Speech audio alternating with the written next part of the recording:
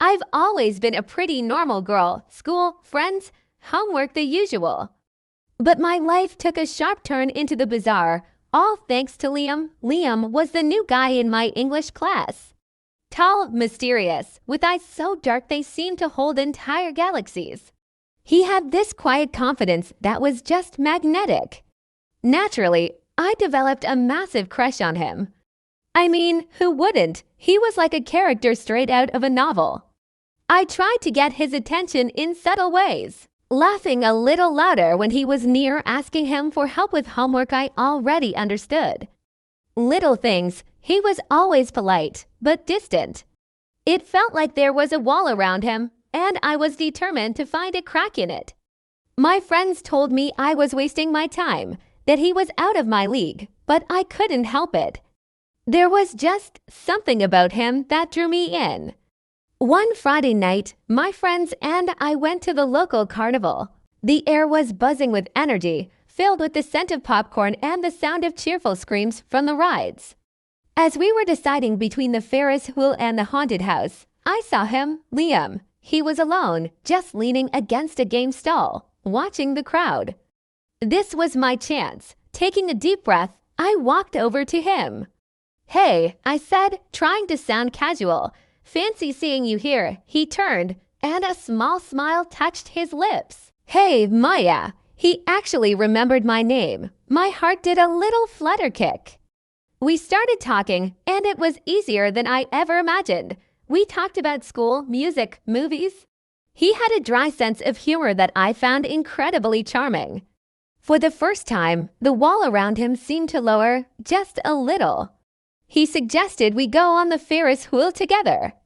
As our little cabin climbed higher and higher, the carnival lights spread out below us like a blanket of stars. It was magical. The city looked so peaceful from up there. I felt a weird sense of calm with him, like I could tell him anything. When the ride stopped at the very top, the world went quiet for a moment. We were just suspended there, above everything. I looked at him, and he was already looking at me. His gaze was intense, almost hungry. He leaned in, and I thought he was going to kiss me. My heart was pounding so hard I was sure he could hear it. But he didn't kiss me, not on the lips, anyway. He leaned closer to my neck, and I felt his cool breath on my skin. I was so caught up in the moment, I just froze. Then I felt a sharp, sudden pain in my neck, like two tiny needles pricking my skin. It was over in a second, but it was so shocking that I gasped and pulled back. "Oh, what was that?" He looked at me, his eyes wide with what looked like regret and something else, panic. I'm so sorry, Maya. I didn't mean to. I lost control." He touched his lips, and I saw a tiny drop of red. My mind went blank. What just happened? Did my crush just ... bite me? My hand flew to my neck, and my fingers came away clean, but the stinging sensation was still there. Before I could even process what happened, he was scrambling out of the Ferris wheel cabin as soon as it reached the bottom. "I have to go," he said, not meeting my eyes.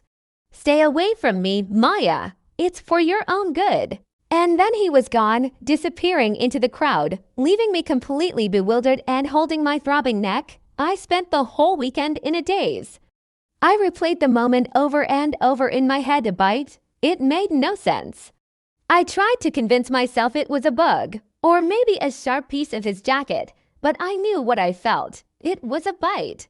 On Monday, I was determined to confront him. I cornered him by his locker. "Liam, we need to talk about Friday night." He looked pale and stressed. "There's nothing to talk about.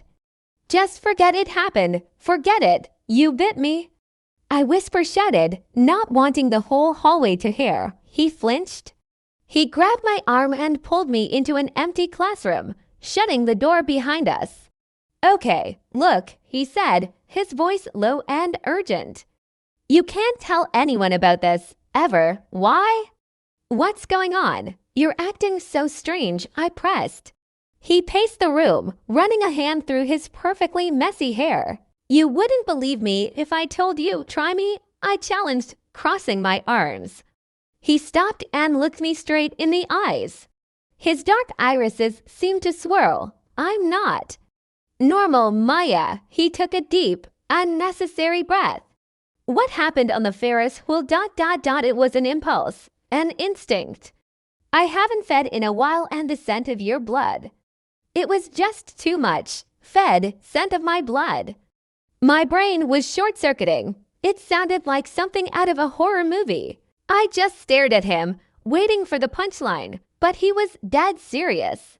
I'm a vampire, Maya. The words hung in the air between us. A vampire. My crush, the quiet, mysterious guy from English class, was a vampire. I wanted to laugh. It was the most ridiculous thing I had ever heard. But the look on his face, the pure, unadulterated seriousness stopped me. And the memory of that sharp pain in my neck suddenly made a terrifying kind of sense. You're joking, I said, my voice barely a whisper. You have to be joking. He shook his head slowly. I wish I were. To prove his point, he opened his mouth slightly, and I saw them. His canines, unnaturally long and sharp. They weren't there before. I was sure of it. I stumbled back, hitting the wall. This was real. This was actually happening. My mind was racing with a million questions. Do you sleep in a coffin? Do you burn in the sun? Are you going to turn me into one? He must have seen the panic on my face because he held up his hands. I'm not going to hurt you, Maya. I swear. What happened was an accident. I can control it. Most of the time, that last part wasn't very reassuring. He explained that his family had moved here for a fresh start, to try and live a normal life. They survived on animal blood, but the temptation of human blood was always there, a constant battle. He said being so close to me, with my pulse hammering away, had overwhelmed his self-control. He looked so tormented, so guilty. Part of me was terrified, a vampire. But another, much larger part of me was still just drawn to him. The mystery that had always surrounded him now had a name. He wasn't just a quiet guy. He was a creature of the night, fighting his own nature. It was dramatic, sure, but it was also incredibly compelling. My fear started to mix with a strange sort of fascination. So what now? I asked, my voice shaky.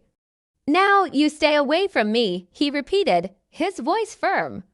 I'm dangerous, Maya, but I shook my head.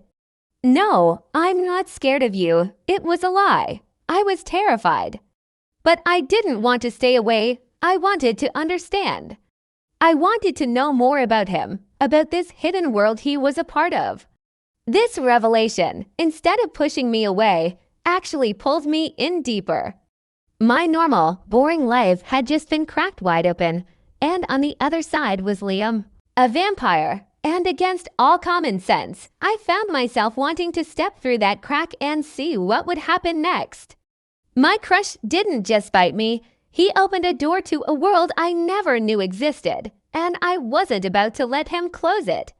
This was just the beginning of my story, and I had a feeling it was going to get a lot crazier. Thank you so much for listening to my story. It's a lot, I know. If you've ever had a crush that turned out to be not what you expected, let me know in the comments. I'd love to hear I'm not alone. Don't forget to like this video and subscribe for part 2, because believe me, things get even more complicated from here. See you next time.